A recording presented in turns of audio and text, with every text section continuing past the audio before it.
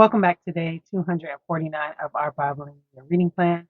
My name is Ebony, and today we will be reading Daniel chapter 12 through Hosea chapter 3. But all right, let's dive into the Word of God. At that time, Michael, the archangel who stands guard over your nation, will rise. Then there will be a time of anguish greater than any since nations first came into existence. But at that time, every one of your people whose name is written in the book will be rescued. Many of those whose bodies lie dead and buried will rise up, some to everlasting life and some to shame and everlasting disgrace. Those who are wise will shine as bright as the sky, and those who lead many to righteousness will shine like the stars forever. But you, Daniel, keep this prophecy a secret. Seal up the book until the time of the end, when many will rush here and there, and knowledge will increase. Then I, Daniel, looked and saw two others standing on opposite banks of the river. One of them asked the man dressed in linen, who was now standing above the river, "How long will it be until these shocking events are over?" The man dressed in linen, who was standing above the river, raised both his hands toward heaven and took a solemn oath by the one who lives forever, saying, "It will go on for a time, times, and half a time. When the shattering of the holy people has finally come to an end, all these things will have happened." I heard what he said, but I did not understand what he meant. So I asked, "How will all this finally end, my Lord?" But he said, "Go now, Daniel, for what I have said is kept secret and sealed until the time of the end. Many will be purified, cleansed, and refined by these trials, but the wicked will continue in their wickedness, and none of them will understand. Only those who are wise will know what it means.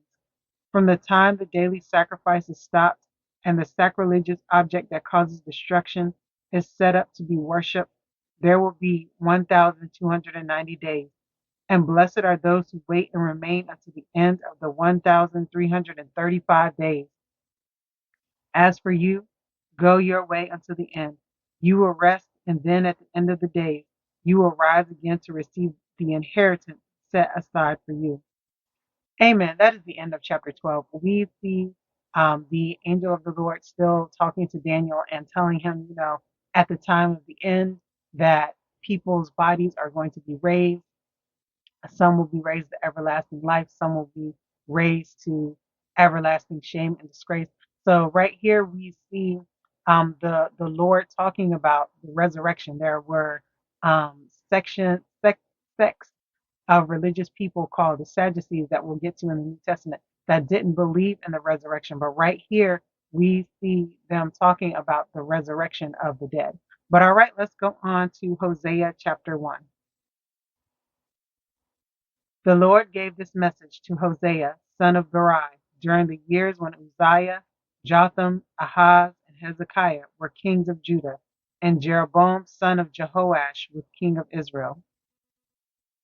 When the Lord first began speaking to Israel through Hosea, he said to him, "Go and marry a prostitute, so that some of her children will be conceived in prostitution."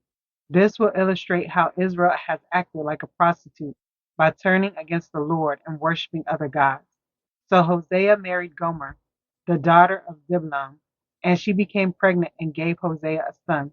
And the Lord said, "Name the child Jezreel, for I am about to punish King Jehu's dynasty to avenge the murders he committed at Jezreel. In fact, I will bring an end to Israel's independence. I will break its military power in the Jezreel Valley." Soon Gomer became pregnant again and gave birth to a daughter. And the Lord said to Hosea, "Name your daughter Lo Ruhamah, not love, for I will no longer show love to the people of Israel or forgive them. But I will show love to the people of Judah. I will free them from their enemies, but not with weapons and armies or horses and charioteers, but by my power as the Lord their God." After Gomer had weaned Lo Ruhamah, she again became pregnant and gave birth to a second son. And the Lord said, "Name him Lo Ami, not my people, for Israel is not my people, and I am not their God. Yet the time will come when Israel's people will be like the sands of the seashore, too many to count. Then, at the place where they were told, 'You are not my people,' it will be said, 'You are children of the living God.' Then the people of Judah and Israel will unite together. They will choose one leader for themselves, and they will return from exile together. What a day that will be, the day of Jezreel, when God will again plant his people in his land. Amen. That is the end of Hosea chapter 1. And we see the Lord telling Hosea to do more of like a demonstrative prophecy for his people. And Hosea has these three children, and all of these children are named based on what the Lord is saying to the people of Israel. But all right, let's go on to Hosea chapter 2. In that day, you will call your brothers Ami, my people, and you will call your sister Ruhamah, the ones I love. But now bring charges against Israel, your mother, for she is no longer my wife, and I am no longer her husband. Tell her to remove the prostitute's makeup from her face and the clothing that exposes her breasts. Otherwise, I will strip her as naked as she was on the day she was born. I will leave her to die of thirst as in a dry and barren wilderness. And I will not love her children, for they were conceived in prostitution. Their mother is a shameless prostitute, and became pregnant in a shameful way. She said, I'll run after other lovers, and sell myself to them for food and water, for clothing of wool and linen, and for olive oil and drink. For this reason I will fence her in with thorn bushes. I will block her path with a wall, to make her lose her way. When she runs after her lovers, she won't be able to catch them. She will search for them, but not find them. Then she will think, I might as well return to my husband, for I was better off with him than I am now. She doesn't realize it was I who gave her everything she has, the grain, the new wine, the olive oil. I even gave her silver and gold, but she gave all my gifts to Baal. But now I will take back the ripened grain and new wine I generously provided each harvest season. I will take away the wool and linen clothing I gave her to cover her nakedness. I will strip her naked in public, while all her lovers look on. No one will be able to rescue her from my hands. I will put an end to her annual festivals, her new moon celebrations, and her Sabbath days, all her appointed festivals. I will destroy her grapevines and fig trees, things she claims her lovers gave her.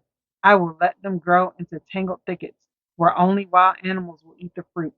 I will punish her for all those times when she burned incense to her images of Baal, when she put on her earrings and jewels, and went out to look for her lovers, but forgot all about me, says the Lord.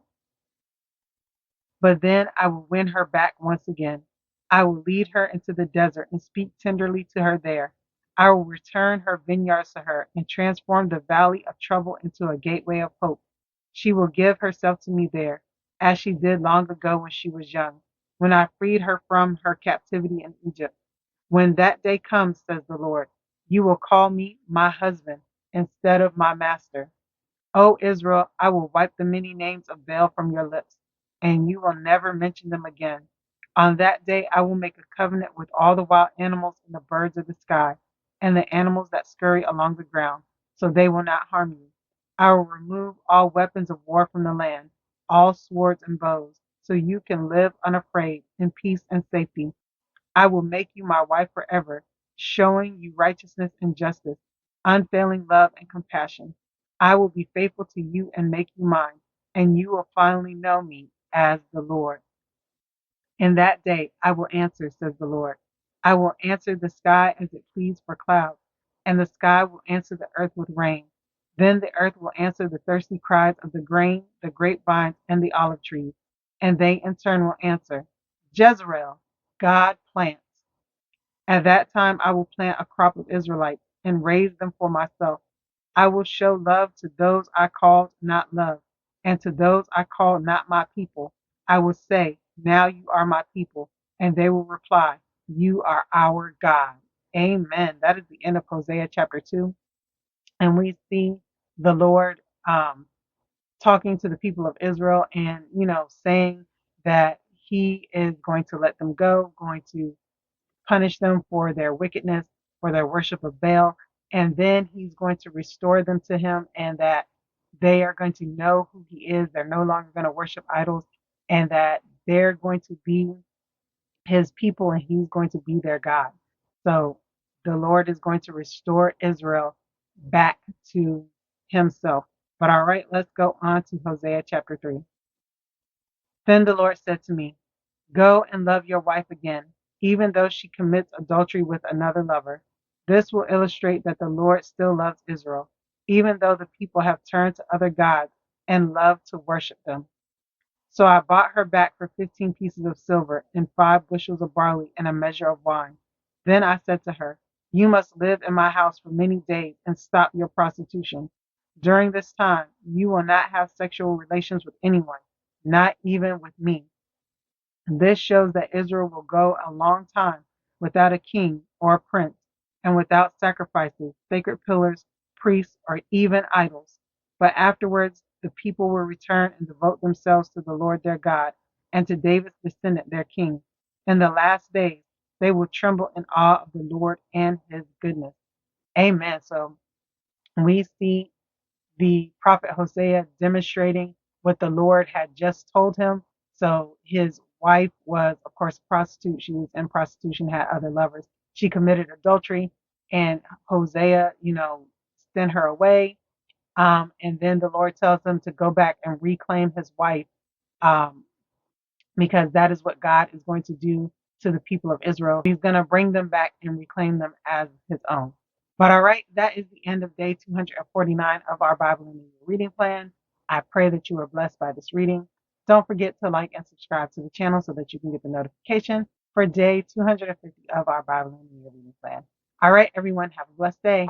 Bye.